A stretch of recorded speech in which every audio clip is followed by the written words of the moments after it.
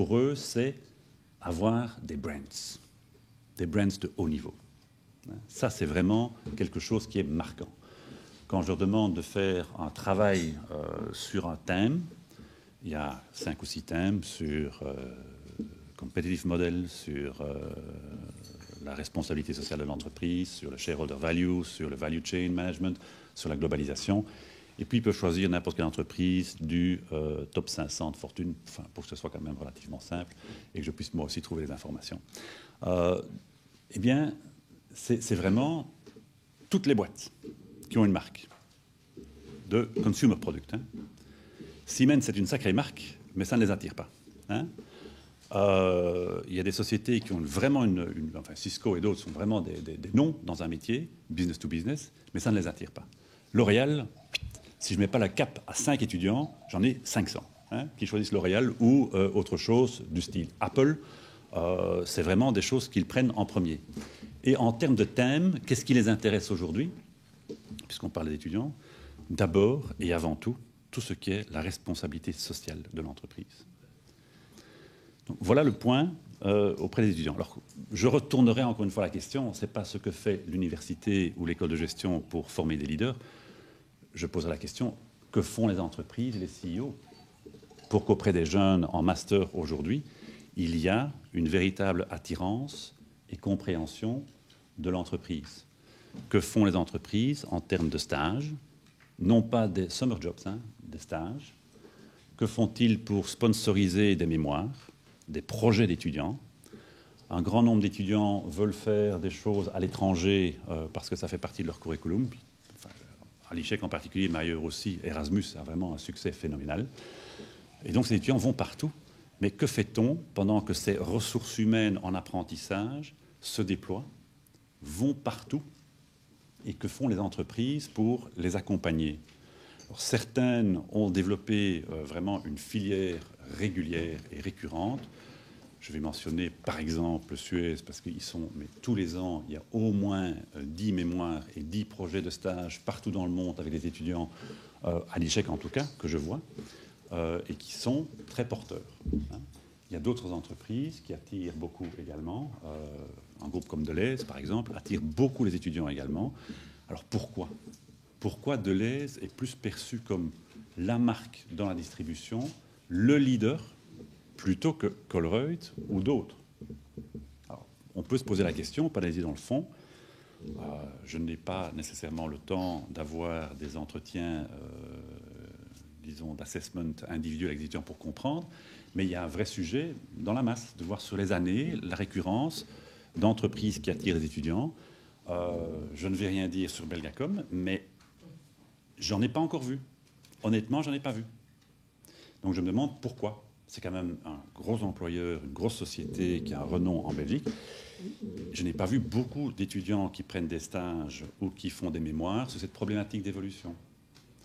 Et bon, je retourne la question, que fait l'entreprise pour développer auprès des étudiants, pas seulement de l'ICHEC, hein, peut-être que vous avez choisi Solvay ou d'autres, ou Vlerick, et tout ça c'est très bien, mais comment faire que les entreprises s'insèrent dans l'enseignement, non pas à travers le sponsoring de chaires et à travers d'autres programmes qui sont plus institutionnels, mais au niveau grassroots des étudiants, ceux qui font la différence, ceux qui vont sortir dans 1 an, dans 2 ans, parfois dans 3 ans, et qui vont se lancer sur le marché du travail. Et je pense que, enfin, vous le savez tous, pensez à vos premières années sur le monde du travail. Est-ce qu'elles ont été marquantes, oui ou non? Je veux bien prendre 5 minutes et vous poser la question. Mais je pense que c'est vrai que c'est marquant. Et donc, pour ces jeunes, avec mon côté académique, j'accorde une importance très importante et très personnelle au fait que dans ces étudiants, il y en a 250, il y en a suffisamment pour avoir au moins 5% de vrais leaders, hein, même s'il y en aura 60% qui seront des suiveurs et des compliant oriented, mais au moins 5% de leaders, 5% de leaders, ça fait quand même un certain nombre d'étudiants que ça vaut la peine de choyer pour qu'ils apportent une valeur à notre économie, à notre société. Donc voilà un petit peu le retour de la question. Je pense que c'est vrai que les enseignants, on peut leur dire « faites quelque chose ». L'ICHEC en particulier, je me permets d'en parler, a effectivement un pourcentage d'enseignants qui viennent du monde professionnel très important par rapport à d'autres entreprises, par rapport à d'autres écoles de gestion ou universités. Ce mix est déjà une bonne chose parce qu'il y a ce côté pratique-expérience qui est partagé avec les étudiants. Mais bon, il leur faut un mélange. Hein. C'est pas juste une école professionnelle non plus, c'est une école universitaire où il va y avoir un apport, disons, académique très important pour ouvrir leur esprit. Très bien. Si je peux demander à Didier Bellens de venir nous rejoindre pour répondre à des questions un peu plus croisées. Oui, je crois que la réponse est positive. Je vous ai dit que tout à l'heure que nous devions absolument éviter d'être vus comme étant arrogants. Et je vous dirais, surtout venant d'où Belgacom vient, avec l'histoire de Belgacom, je veux dire, il faut surtout éviter d'être arrogant et dire, bon, on rentre dans le marché, on se bat contre les autres opérateurs et il faut que nous soyons simplement bons dans la manière dont nous délivrons les services. Donc, si vous voulez, nous avons chez nous la chance d'avoir quand même, je dirais, des processus pour délivrer les services. On a toute une série de contrôles. Vous allez me dire que tout le monde connaît des problèmes avec Belgacom. Ça, c'est une autre discussion. Éventuellement, comme ça peut prendre beaucoup de temps, on peut l'avoir un autre jour. Mais je crois qu'il y a... J'en ai aucun, je peux vous rassurer. J'en ai aucun, je suis très content. Merci. Mais je crois qu'il faut être très clair.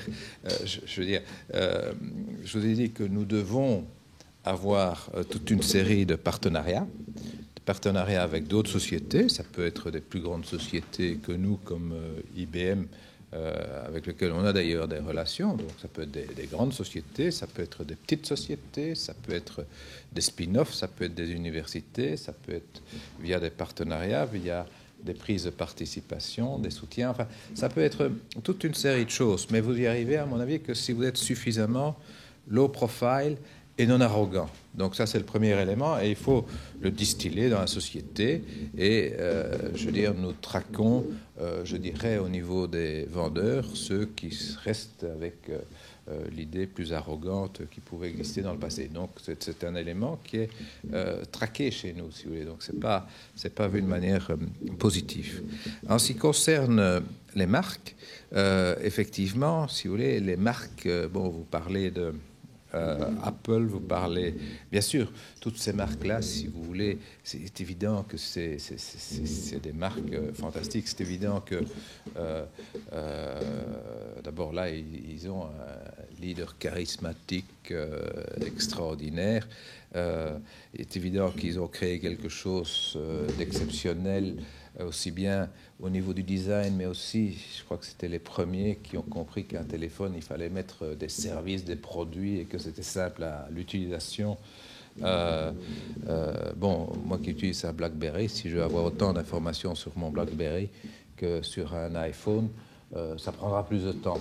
On est tous d'accord, ceci étant, j'ai toujours mon BlackBerry, et j'en suis très très content. Donc, si vous voulez... je comprends qu'on est très attiré par des marques. Je trouve qu'ils ont fait un travail absolument fantastique. Ceci étant, il est certain qu'une société comme la nôtre, nous devons jouer un peu différemment. C'est-à-dire que, bien sûr, la marque est importante, mais il y a de manière générale la réputation qui est très importante. Et donc, après avoir, je dirais, créé cet objectif numéro 1 qui a été donné à la fin de l'année passée, qui était End-to-End Consumer Satisfaction, là, je viens de mettre en place, je dirais, une division réputation qui reprend tous les éléments à la fois de communication, mais au fond, quels sont les problèmes, quels sont les soucis, comment est-ce qu'on peut améliorer la perception, puisqu'on parle de ça, de Belgacom dans le marché, de telle sorte que le consommateur, que vous viendrez effectivement chez nous en disant simplement, au fond, ça, ce sont des gens, oui, peut-être qu'ils sont un peu low profile, peut-être que, etc., mais finalement, non seulement ça marche, mais quand ça ne marche pas, je peux les appeler et ils vont trouver une solution. Vous savez, nous, votre télévision ne fonctionne pas, vous appelez Belgacom. Alors que nous ne vendons pas des télés jusqu'à nouvel ordre. Mais vous appelez Belgacom en disant, écoutez, j'ai un problème. Le Premier ministre a un problème avec son téléphone mobile. Il appelle Belgacom en disant, écoutez, franchement, c'est quoi ça comme service ? Et en plus de ça,